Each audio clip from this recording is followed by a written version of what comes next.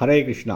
தெய்வத்து ராச பக்திவேதாந்த சுவாமி ஸ்ரீல பிரபுபாதர் விரிவான பொருளுரைகளுடன் அழிய ஸ்ரீமத் பாகவதம் காண்டம் 3 பகுதி 1 பராமரிப்பு அத்தியாயம் 13 பகவான் வராகரின் தோற்றம் பதங்கள் 29-30 29ஆம் பதம் சவஜ்ர கூடாங்க நிபாத வேக விஷீர்ண குக்ஷி ஸ்தன்யன் உதன்வான் உத்ஸ்ருஷ்ட தீர்கோர்மி புஜைர் இவார்த்தஷ் சுக்ரோஷ யஜ்ஜேஷ்வா பாஹிமேதி. மொழிபெயர்ப்பு. மாமலையொன்று நீரினுள் விழுந்தாற்போல பகவான் வராகர் நீரினுள் புகுந்தவுடன் அவரது வேகத்தை தாங்க மாட்டாது கடல் இரண்டாகப் பிளந்தது.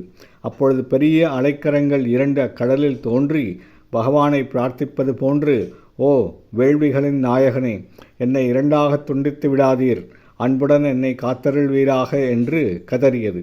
பொருளுரை. பகவான் வராகரின் மலை போன்ற உடல் நீரினுள் புகுந்த வேகத்தில் அம்மகா சமுத்திரமானது சாவு தனக்கு சமீபித்து விட்டது போல கலக்கமடைந்தது. 30ஆம் பதம்.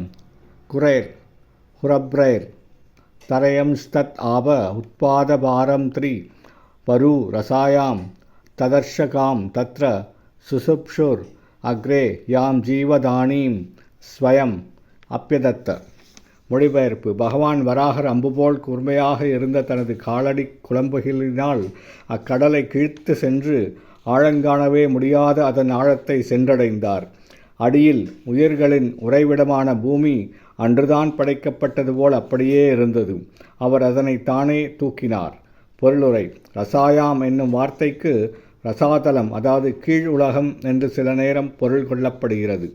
விஸ்வநாத சக்கரவர்த்தி தாகூரரை பொறுத்தமட்டில் அப்பொருள் இங்கே பொருந்தாது. பூமியானது பிற உலகங்களான தலம், அதலம், தலாதலம், விதலம், ரசாதலம், பாதாளம் போன்றவற்றை காட்டிலும் 7 மடங்கு மேலானதாகும். ஆகையினால் பூமியானது ரசாதல உலகில் இருக்க முடியாது. இது விஷ்ணு தர்மத்தில் விளக்கப்பட்டிருக்கிறது. ஆகையினால் பகவான் பிரம்மாவின் நாளின் முடிவில் யுகம் அழிவுறும் பொழுது உலகங்கள் போய் ஒதுங்கும் கர்ப்போதக கடலின் அடியில் கிடந்த பூமியினை கண்டார்.